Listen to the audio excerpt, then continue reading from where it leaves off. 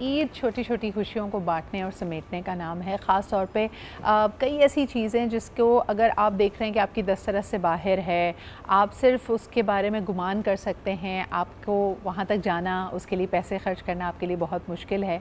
So this is a cute story only for you. आज हम आपकी मुलाकात करा रहे हैं इमरान हारून से, जो कि एक बहुत ही ज़बरदस्त एक्सपीरियंस हेयर स्टाइलिस्ट हैं पाकिस्तान के।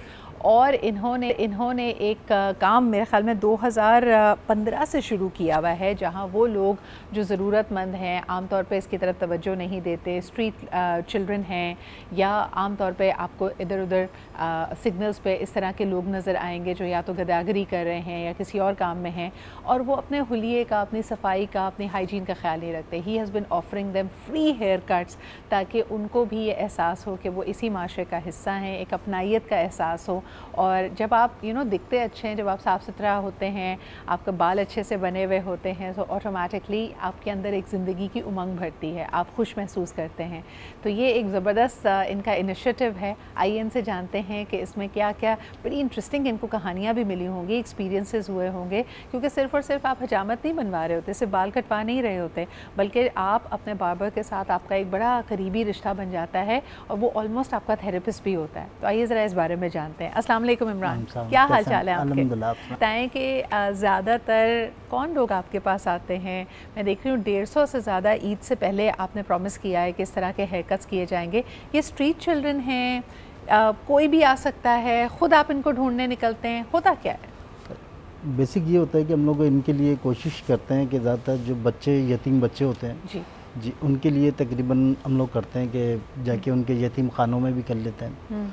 और 150 समथिंग एक हमारा एक फिगर बना होता है 150 का, मगर वो कोशिश करते हैं कि जो बाहर के लोग घूम रहे होते हैं बेचारे, और जिस तरह मांगने वाले होते हैं या कुछ समथिंग बेचारों की अपनी एक अलग दुनिया से घूम रहे होते हैं, तो उनके लिए भी हम लोग कोशिश करते हैं कोई नेकियां बांट लें, कि उनके लिए वार्डरोब भी कर देते हैं। फिर हेयर कट वगैरह। डर तो नहीं जाते जब आप पहली दफ़ा अगर आप स्ट्रीट पे किसी चलते हुए बच्चे से कहें कि आओ बेटा मैं तुम्हारे बाल काटता हूँ, तो ये सेटअप कहाँ, सड़क पे ही लगाया जाता है या आप उसको अपनी शॉप पे लेके आते हैं? मैं अपने सैलून पे ही लेके आता हूँ। सैलून पे लेके आते हैं।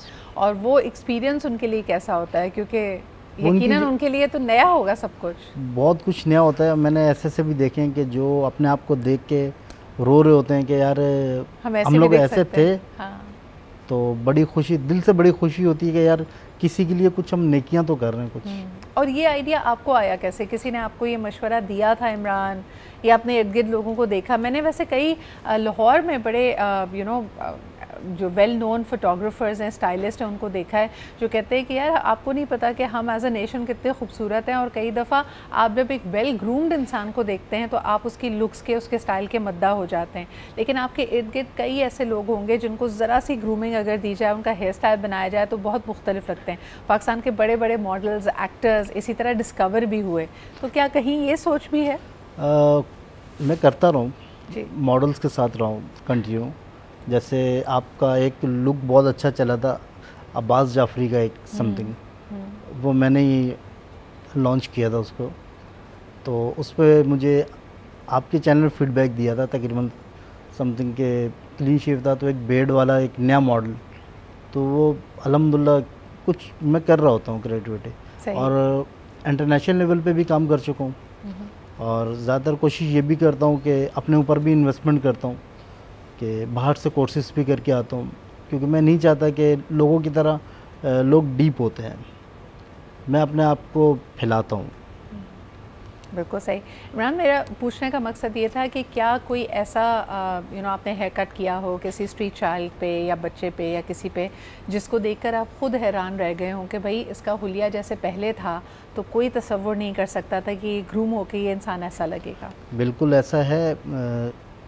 एक ऐसे ही एक बच्चा भी और एक और भी था जिससे मानो कि उसने अपने ऊपर आइस के नशे वशे के ऊपर जो समथिंग कुछ, तो उसकी हालत ऐसी थी कि करोड़ोंपति था वो।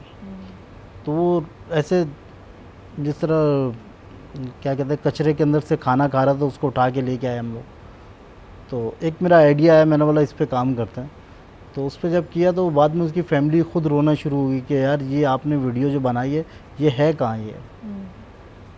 तो दोबारा वही देखा, मतलब 2 मंथ बाद देखा वहीं का वहीं बैठे हुए हैं, और अच्छा, मैं ये भी जानना चाह रही थी कि जब आप इनको ये ज़िंदगी में इतनी बड़ी ट्रांसफॉर्मेशन का मौका देते हैं, आपने ख़ुद कहा कि जज्बाती होकर अपने आप को देख के रोने भी लगते हैं कि हम कैसे थे और हम अपने आप को लेट गो कर लिया, किसी भी बुरी आदत में पड़ गए, बुरी सोहबत में पड़ गए।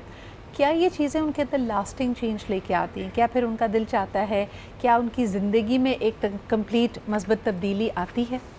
तब्दीली बिल्कुल आती है, मगर यहाँ पे उसका प्लेटफॉर्म नहीं है। वो चाहते हैं, चेंज होना चाहते हैं, तो उनको चेंज कर नहीं पाते हम लोग भी, क्योंकि वो जैसा होता है उनको तलब जिस चीज़ की होती है फिर वो वहीं चले जाते हैं। अगर इसके ऊपर प्रॉपर प्लेटफॉर्म पे काम किया जाए तो ये लोग तकरीबन हमारे 90% रेशियो होगा कि ये बिल्कुल सही चले हैं। बिल्कुल सही। तो आप समझते हैं कि जिस तरह हमें बार बार अपनी ग्रूमिंग पे हम काम करते हैं, अपनी हाइजीन पे काम करते हैं, रेगुलर हेयर कट्स लेते हैं, अगर इनको भी एक कोई रेगुलर सपोर्ट, कोई रीहैब दी जाए तो इन ज़िंदगियों में भी मस्बत तब्दीली लाई जा सकती है। Thank you so much Imran for being here with us. आपकी एक छोटी सी काविश, I think it goes a long way in creating remarkable change. कई दफ़ा हम अपने इर्द गिर्द जिन लोगों को देख कर अनदेखा करते हैं, अगर हम थोड़ी सी तवज्जो उनको दे दें, थोड़ी सी मोहब्बत उन तक एक्सटेंड कर सकें, तो क्या पता उनकी ज़िंदगी बदल जाए। आप अक्सर छोटे बच्चों को, जो स्ट्रीट चिल्ड्रन होते हैं, सिग्नल्स पे आप उनको देखते हैं, तो आप उनको या तो धत्कार देते हैं या उनको कहते हैं नहीं भाई हमने अब शीशा साफ़ नहीं कराना, फूल के गजरे अगर वो बेच रहे हैं तो वो नहीं ख़रीदने। लेकिन अगर आप 2 लम्हे उनको तवज्जो दे के उनसे पूछें कि how did they and up here, आपको जानकर हैरत होगी कि हर साल बल्कि हर हफ्ते बहुत सैकड़ों हज़ारों की तादाद में बच्चे कराची और दूसरे बड़े शहरों में पहुंचते हैं। इनमें से कई वो हैं जिनको वरगला कर भगाया जाता है, लेकिन इनकी ज़िंदगियां कितनी अनसेफ हैं कि within 24 to 48 hours of being in the street, जहां एक अनसुपरवाइज बच्चा अगर घूम रहा है तो वो हर तरह की मुश्किल का शिकार हो सकता है। उसको हरास भी किया जाता है, उसको अब्यूज़ भी किया जाता है, और यकीनन ज़िंदगी इन सड़कों पे, इन सिग्नल्स पे आसान नहीं है। तो I think this is also a wake up call for us as a nation. इस बारे में सोचिएगा ज़रूर, और ख़ास तौर पे क्योंकि ईद उल अज़हा का मौका है, ये ईद ईसार या ईद कुर्बान भी कही जाती है, तो दूसरों के हवाले से सोचना, उनके लिए एहसास करना हमारे लिए अहम होना चाहिए।